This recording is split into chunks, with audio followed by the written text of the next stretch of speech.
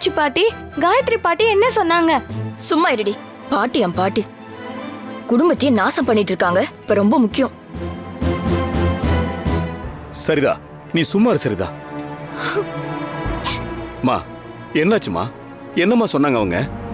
அர்ஜுனை பத்தி ஏதாவது தெரிஞ்சுதா? இல்ல கிருஷ்ணா.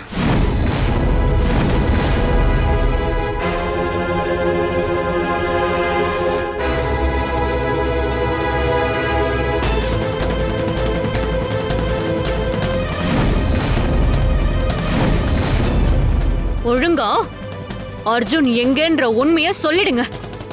இல்ல உங்க தங்கச்சி உயிரோட இருக்க மாட்டா. பவித்ரா, முதல்ல அவங்கள விடு. அர்ஜுன் கடத்தப்பட்டதுல உங்களுக்கு சம்பந்தம் இருக்குன்னு இவங்க எல்லாம் சந்தேகப்படுறாங்க. இத்தனை வருஷம் ஜெயில் காத்தையே வாங்கிட்டு நான் இப்பதான் வெளியில வந்திருக்கேன். திரும்ப அங்க போறதுக்கு யாராவது ஆசைப்படுவாங்களா சொல்லு? அதனால சொல்றேன், நான் யாரையுமே கடத்தல.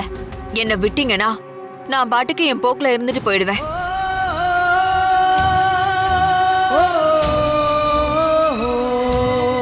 கண்டிப்பா இதுக்கு பின்னாடி அவங்கதான் இருக்காங்கன்னு தெரிஞ்சும் ஆதாரம் இல்லாததுனால நம்மளால அவங்கள எதுவுமே செய்ய முடியல.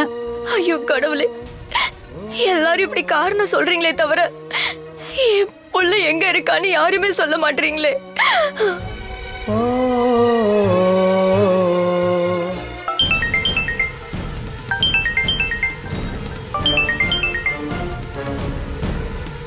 என்ன மேடம், உங்க பேத்திக்கிட்ட நான் சொன்ன தங்கத்தை ரெடி பண்ண சொல்லிட்டீங்களா?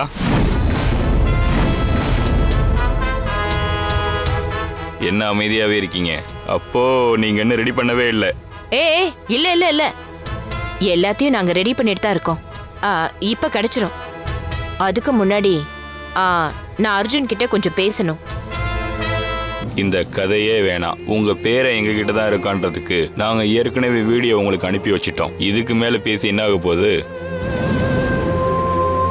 இங்க பாருங்க, ஒழுங்கா நான் சொன்ன 8 கிலோ தங்கத்தை சரியா 4 மணிக்கு ராமாபுரம் ஏஞ்சல் ஸ்ட்ரீட்ல 4வது தெரு, அங்க நான் சொன்ன இடத்துல ஒரு சின்ன குப்பை தொட்டி இருக்கும். அதுல தங்கத்தை போட்டுட்டு போயிட்டே இருங்க. அதுக்கப்புறம் உங்க வீட்டு புள்ள எந்த சேதாரமும் இல்லாம வீடு வந்து சேருவான். அது இல்லாம கிரிமினலா ஏதாவது பிளான் பண்ணீங்கன்னா நாங்க எவ்வளவு பெரிய கிரிமினல்னு நீங்க பாப்பீங்க.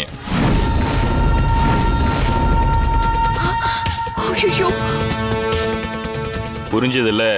4 மணி நான் சொன்ன இடம் குப்பை தொட்டி.